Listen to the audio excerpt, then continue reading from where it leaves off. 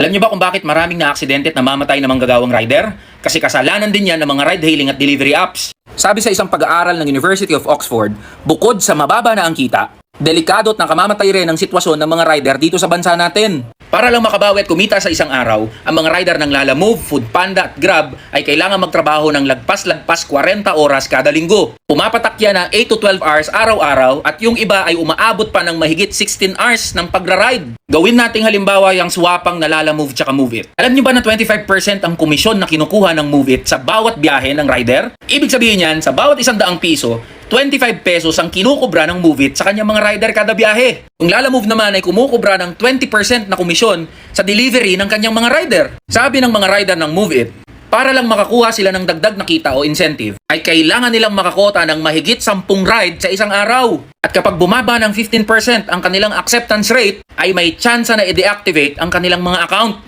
Sasabihin ng iba, para naman yan sa benepisyo ng mga rider. Di mauulol ng matatalino yung utak yung realidad ng buhay ng mga rider. Hindi nga kinikilala yung mga rider na yan bilang mga regular na employee ng mga kumpanya na yan . Ano daw sila? Sabi ng Grab, Lalamove, tsaka Foodpanda. Mga short-term, freelance at independent contractor. Hindi ba naman mga gagot ganit tong mga kumpanya na to? Paano na hindi nyo empleyado yung mga yan?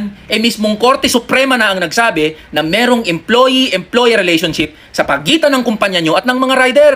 Sabi ng Korte Suprema sa kasong Dichangkin versus Lazada Philippines, regular na empleyado ng mga ride-hailing and delivery apps ang mga rider. Dahil sila ay tinuturing na regular na empleyado, ay dapat matanggap at ma-enjoy nila ang mga benepisyo gaya ng isang regular na manggagawa. Yan yung dahilan kung bakit paspas at nagmamadali yung mga tropa nating rider. Dahil sa paghahabol nila ng kota, pagod pa sila, kadalasan nauuwi yan sa disgrasya. Tapos kung kutsain at mura-murahin ng iba itong mga tropa nating rider, akala mo sila nagpapalamon dito sa mga manggagawang rider . Sasabihin na naman ng iba, bakit hindi ireklamo yan sa DOLE o kaya sa LTFRB? Ginawa na yan ng mga rider. At ano nangyayari sa NLRC na ahensya ng DOLE? Pinatutulog at hindi inaasikaso yung kaso ng mga rider. Alam nyo kung ano nangyari dun sa mga rider na nagkaso sa Supreme Court? Nagtatanggal silang lahat. Alam nyo, meron sanang inaasahan yung mga rider natin na batas na poprotekta sa kanila. 2022 pa yan final ni Senator Risa Ontiveros, pero hanggang ngayon hindi yan umuusad sa Senado. Tangina ko ano-ano kasing inuuna nitong mga senador na to. Puro na lang pagpapakyut at forma na wala namang bilang sa buhay ng mga manggagawa. At yung mga congressman, ganun din. O nasaan na yung boses ng mga rider na inaapi? O nasaan na yung matatapang na congressman dyan? Ito yung issue ng mga rider